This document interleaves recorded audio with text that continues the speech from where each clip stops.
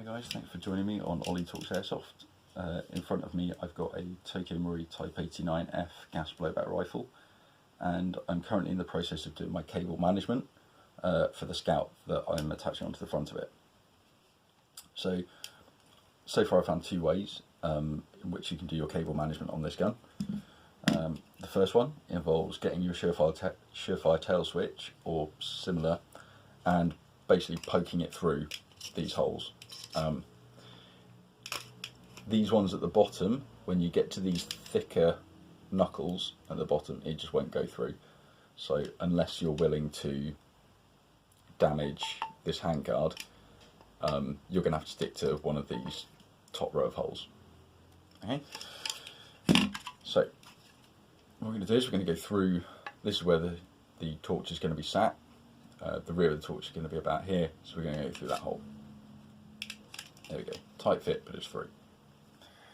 Now we're going to go through the middle of the barrel and the hot rod, and then we're going to get the other half. And so far, the best hole to go through seems to be this one here. So I'm going to pop it through there. Okay. Now, I'm going to line up the two halves. It always seems a little bit trickier when you've got that cable going through. But there we go, it's done. So reconnect this.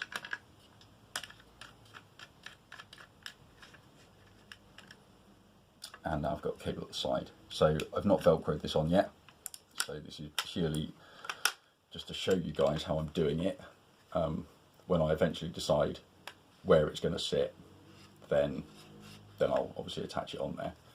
But it gives you a relatively low profile look, but also the fact that the cable goes straight into the handguard, and then if I was to push it up here, it almost disappears.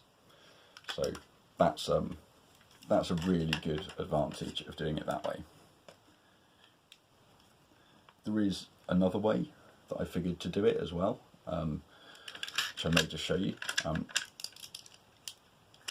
Slightly different. It involves using a charity wristband like this one. I've gone for tactical black, of course. Why wouldn't I? So pin out. So it's one half. Remove this from the other half. It usually is a pretty tight fit. There we go. Okay. So what we're going to do this time is we're going to get the charity wristband. I'm going to poke it through that third hole, and then it'll stop just there. I'm going to do exactly the same on the other side. So again, poking it through until we've got two halves connected through the opposite holes. We're then going to take this and we're going to go underneath, time out, and boom, click. Nice and easy. So what I'm then going to do is, because I've got a little loop that I've created either side now, so that I don't pull it underneath the barrel and out the other side and waste all that time, I'll just slip an Allen key in there and that'll keep it secure. What I'm going to do now is I'm going to take my tail switch, I'm going to get my other Allen key, just pop it in the hole, and hopefully it should make it a bit easier for me to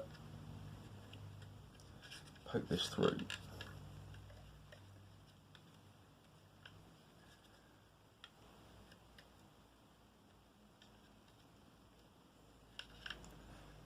There we go, that's how much I struggle with tools.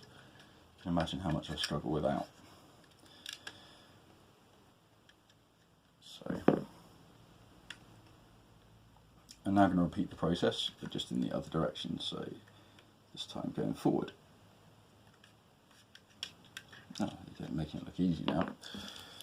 Right. Pop this back on. Plug it in. And there we go. So to check function. Yep, seems to work, and I'll show you how it looks on top.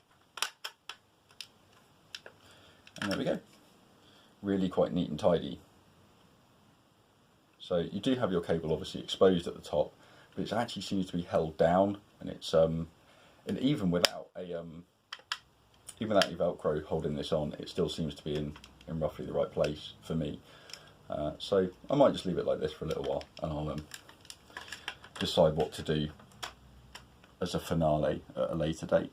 Anyway, hopefully you found that useful, and a look at the Type89. I will do a full review on this gun. It's not entirely stock. I do actually have the Hephaestus heavy recoil kit in here at the moment, and it does give a bit more recoil, but I can do a comparison video for you at some point. Anyway, take care,